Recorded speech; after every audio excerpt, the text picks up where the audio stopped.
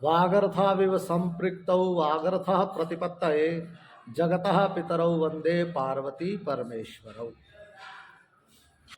आज हम सब लोग यहाँ पर इसलिए एकत्रित हुए हैं कि गत कई दिनों से सोशल मीडिया में एक विचार, एक विषय, एक शोध पत्र बहुत प्रचारित हो रहा है, बहुत चर्चित हो रहा है। एक ऋषिराज पोपट नाम के संस्कृत शोध छात्र हैं कैम्ब्रिज विश्वविद्यालय के, और उन्होंने अपने शोध पत्र में ये दावा किया है कि व्याकरण के जो जनक हैं आचार्य पाणिनि, उन पाणिनि के द्वारा लिखित जो अष्टाध्यायी ग्रंथ है, उस ग्रंथ में आज से जो 2500 वर्ष पहले लिखा गया ये ग्रंथ है, उस ग्रंथ में एक समस्या थी, एक शंका थी, और वो शंका गुत्थी के रूप में अभी तक उलझी हुई थी। आज तक व्याकरण संबंधी जितने भी आचार्य हुए हैं, उन्होंने किसी ने भी इस समस्या का सही निदान नहीं किया।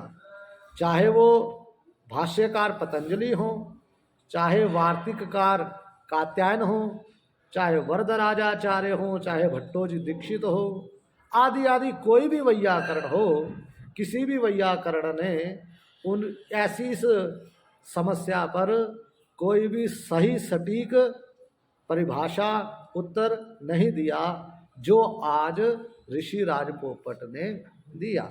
उनका ऐसा मानना है। तो सर्वप्रथम तो हम यह चिंतन करें कि ऋषिराज पोपट ने वो समस्या कौन सी दिखाई जो आज तक किसी भी वैयाकरण को व्याकरण में दिखी ही नहीं, पाणिनि अष्टाध्यायी में दिखी ही नहीं।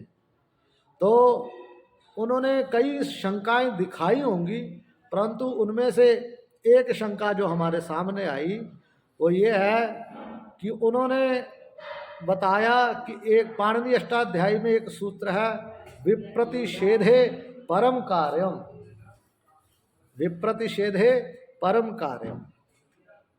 इस सूत्र की व्याख्या में आज तक पिछले 2500 साल में आज तक जितने भी वैयाकरणों ने व्याख्यान दिए हैं वो सब ने गलत दिए हैं, अशुद्ध दिए हैं, ऐसा उनका मानना है। और वह सूत्र क्या कहता है? उनके अनुसार, पोपट के अनुसार यह सूत्र कहता है कि तुल्य बल विरोधे परम कार्यम स्यात्, कि तुल्य बल विरोध होने पर परम कार्यम होगा।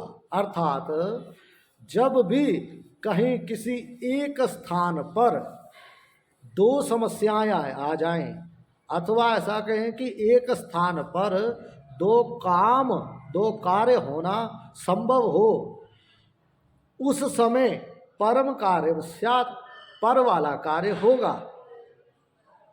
इस समस्या का समाधान करने के लिए उन्होंने एक उदाहरण दिया, जैसे राम शब्द है, राम शब्द है, प्रातिपदिक संज्ञा हुई, और प्रातिपदिक संज्ञा होने के पश्चात तृतीया के बहुवचन की विवक्षा में राम शब्द से भिस प्रत्यय आता है।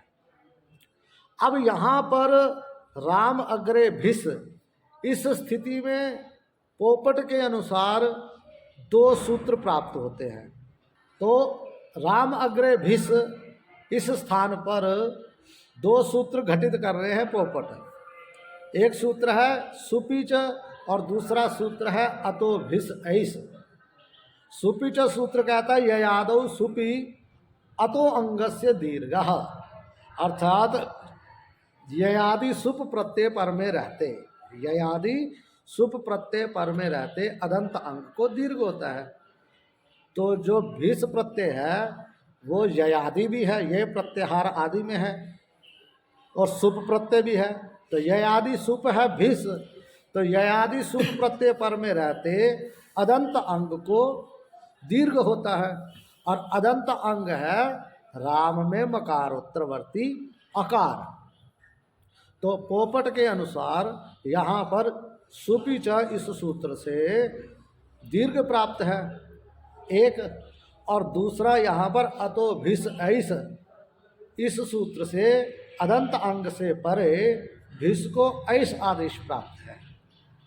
दो काम, एक काम अदंत अंग को दीर्घ प्राप्त है और दूसरा काम भिष को ऐस प्राप्त है।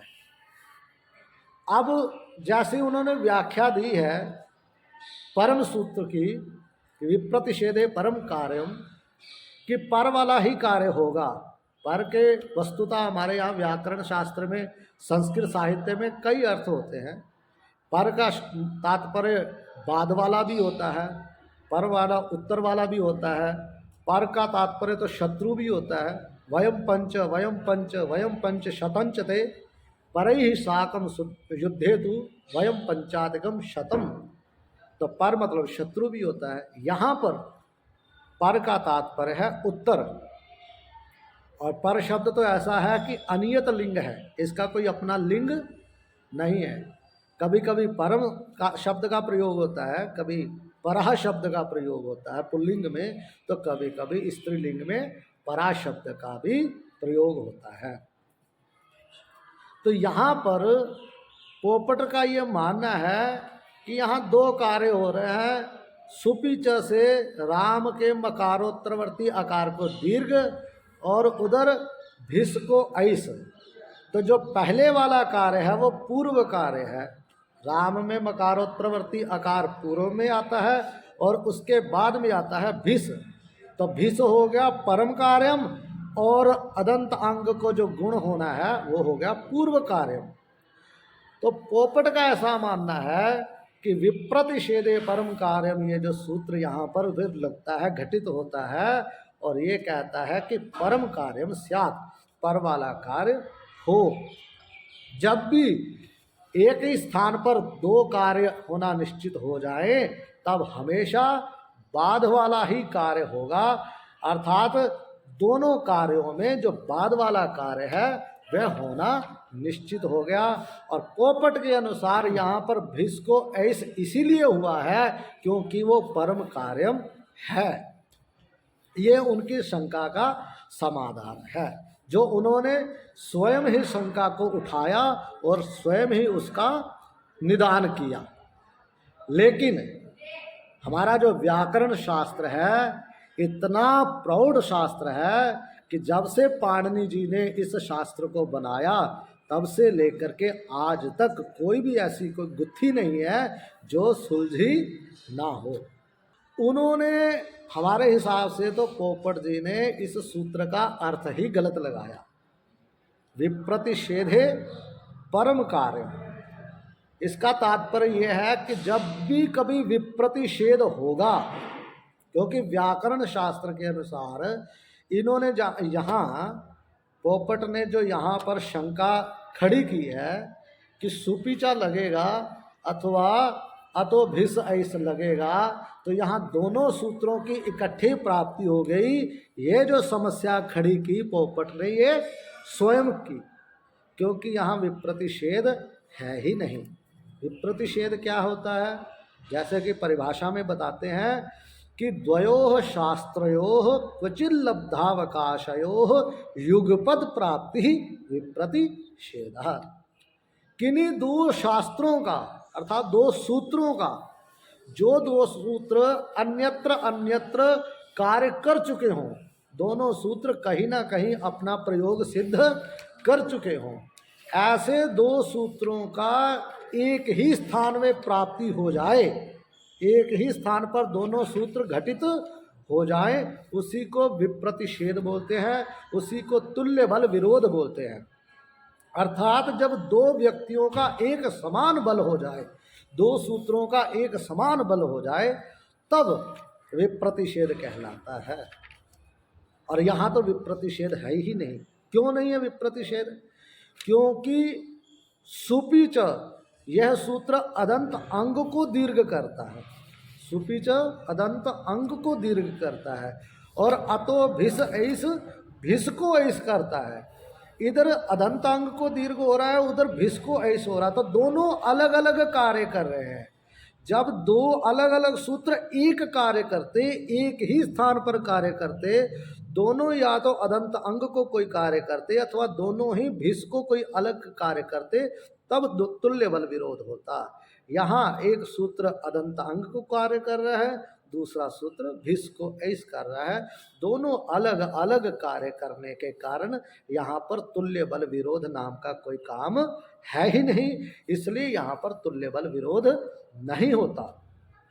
रही बात भिस को ऐस क्यों हुआ, क्योंकि भिस को ऐस करना, अतो भिस ऐस, ये सूत्र विशिष्ट सूत्र बनाया गया जो कि अन्यत्र कहीं पर भी घटित नहीं होगा, केवल वो भिस विभक्ति में ही आएगा। इसलिए वो विशेष सूत्र होने के कारण अन्य सूत्रों का बाध करते हुए जहाँ पर बाध करने वाला सूत्र आता है वहाँ तुल्य बल विरोध का कोई तात्पर्य ही नहीं रहता। इसलिए विशिष्ट सूत्र अपना कार्य करके रामय ही रूप सिद्ध करता है, यह है वास्तविकता।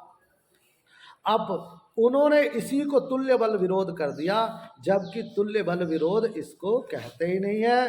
तुल्य बल विरोध की सीधा स्पष्ट परिभाषा है, द्वयोः शास्त्रयोः क्वचिल्लब्धावकाशयोः युगपद प्राप्ति तुल्य बल विरोधः विप्रतिषेधः।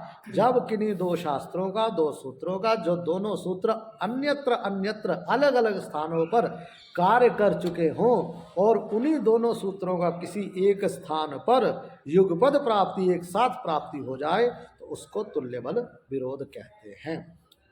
अब यहाँ हाँ ये जरूर हो सकता है कि उनको इस विषय में शंका हुई हो कि परम कार्यम स्यात्, तुल्य बल विरोधे परम कार्यम, यहाँ जो कार्यम शब्द लिखा है, जरूर उनके दिमाग में, मन मस्तिष्क में इस कार्यम शब्द को लेकर के ही कहीं दुविधा रही होगी, क्योंकि साधारणता कार्यम का अर्थ होता है कर्म, कार्यम का अर्थ होता है कर्म, तो परम कार्यम का अर्थ साधारण लोग लगा देते हैं परम कार्यम बाध वाला कार्य, जबकि यहाँ पर टीकाकारों के अनुसार कार्यम शब्द का अर्थ कर्म नहीं है। ये जो कार्यम शब्द है इसका तात्पर्य कर्तुम योग्यम कार्यम, जैसे कि कर्तुम योग्यम कर्तव्यम, करने के योग्य है। मैंने यहाँ पर जो कार्यम शब्द है वो कर्तव्यम का पर्यायवाची है, ना कि कर्म का पर्यायवाची है। इसलिए परम कार्यम का तात्पर्य हो जाएगा परम कर्तव्यम, बाध वाला ही सूत्र कार्य करेगा। जब दो सूत्र एक साथ प्रयोग में आएंगे तब बाध वाले सूत्र का ही कार्य होगा। यही इसकी सही व्याख्या है और इसके अलावा कुछ है नहीं। लेकिन हाँ एक बात जरूर है, पोपट जी अपने शोध पत्र में जोर दे करके ये बात जरूर कह रहे हैं कि पाणिनि जी का जो व्याकरण शास्त्र है अपने आप में पर्याप्त है और अपने आप में संपूर्ण है। पाणिनि जी को पढ़ने के लिए किसी और वैयाकरण का, किसी और टीकाकार का, किसी और विद्वान का लेख उसके लिए आवश्यक नहीं है। पाणिनि के जी के द्वारा बनाए गए जो सूत्र है वो अपने आप में परिपूर्ण है। इस बात को तो हमारे वैयाकरणों ने भी बहुत जगह पर स्पष्ट किया है, इसलिए तो लिखा सूत्रेष्वेव हि तत्सर्वम यद वृत्तौ यच्च वार्तिके, अर्थात सूत्र में वो सब कुछ होता है जो वृत्ति में होता है और जो वार्तिक में होता है।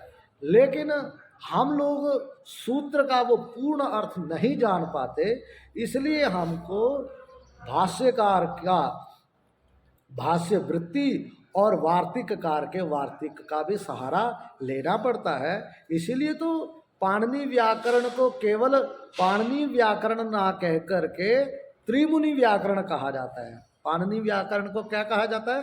त्रिमुनि व्याकरण। त्रिमुनि व्याकरण माने पाणिनि जी, पतंजलि जी और कात्यायन जी, इन तीनों महामुनियों के परिश्रम से जो शास्त्र, जो व्याकरण शास्त्र अस्तित्व में आया और इतनी प्रौढ़ता को प्राप्त किया, वही है त्रिमुनि व्याकरण शास्त्र, वही है पाणिनीय शास्त्र। इसलिए पोपट जी, आपने जो यह व्याख्यान दिया, वस्तुतः वो व्याख्यान तो बहुत उत्तम था, क्योंकि हमारे यहाँ समय समय पर सिद्धांत के ऊपर विचार विमर्श, खंडन और मंडन होता रहा है और होता ही रहना चाहिए। शोध पत्र आते ही रहने चाहिए, परंतु किसी भी सिद्धांत का खंडन अथवा मंडन करते समय केवल ये कह देना कि आज तक, पिछले 2500 साल में आज तक किसी ने भी इस समस्या को सही तरीके से नहीं जाना और मैंने इस समस्या का आज हल कर दिया, आज से पहले कोई भी वैयाकरण इस विषय को सही तरीके से नहीं समझ पाया, यही आपसे एक भूल हो गई। क्योंकि हमारे यहाँ जो वैयाकरण हैं वो केवल विद्वान नहीं, वो साधक हैं। वो अपनी बुद्धि के बल पर ही उन्होंने इतने बड़े व्याकरण शास्त्र को खड़ा नहीं किया, बल्कि बुद्धि के साथ साथ अपनी साधना के बल पर इतने बड़े स्थान को प्राप्त किए हैं। इसलिए आपका ऐसा वक्तव्य पढ़ करके सुन करके तो एक ही बात याद आती है, जैसे हिंदी साहित्य में कहते हैं कि सूर सूर तुलसी शशि उड़गन केशव दास, अब के कवि खद्योत सम जहाँ तहाँ करत प्रकाश।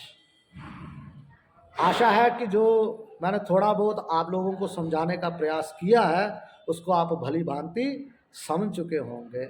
इतना ही कहते हुए अपनी वाणी को यहीं पर विराम देता हूँ।